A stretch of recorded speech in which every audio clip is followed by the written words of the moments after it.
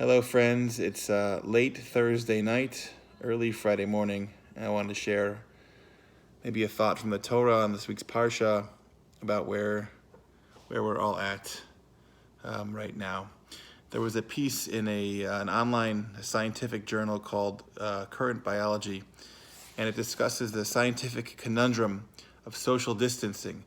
On the one hand, we know that social distancing helps slow the spread of disease.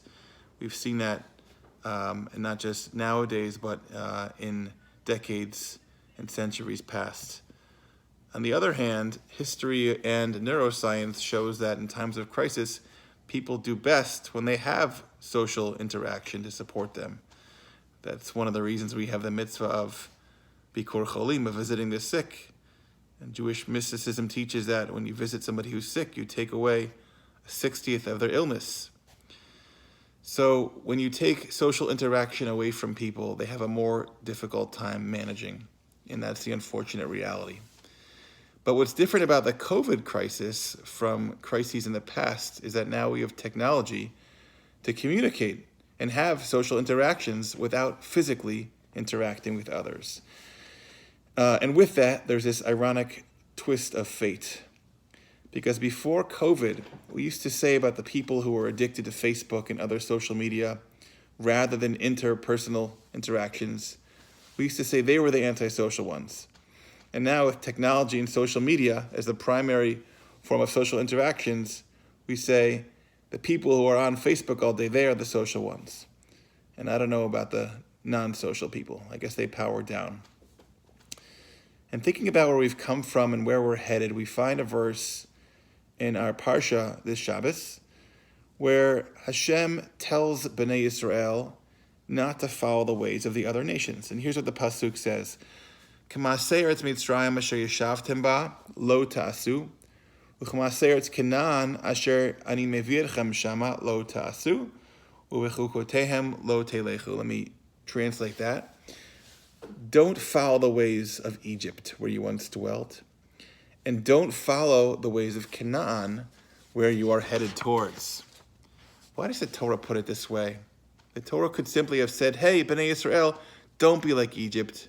Don't be like Canaan. Be different. And in his book called Minchat Ani, Rav Yaakov Ettlinger, who lived around the same time as President Abraham Lincoln, wrote that at that time, Bnei Yisrael had two challenges they were dealing with. The first was their challenge of habit. They were accustomed to the habits and traits they had picked up while in Egypt.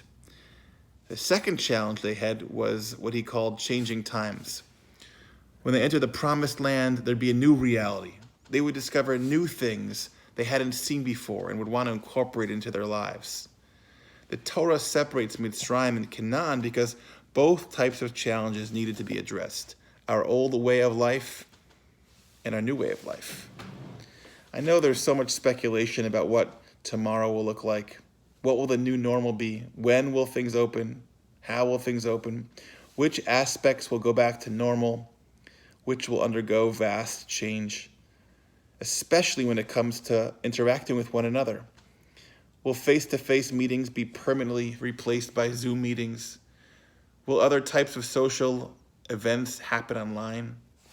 This crisis has definitely exposed us to the many bad habits that we were accustomed to pre-coronavirus that we could certainly survive without. But we can't allow the new reality to eliminate the good habits that existed previously.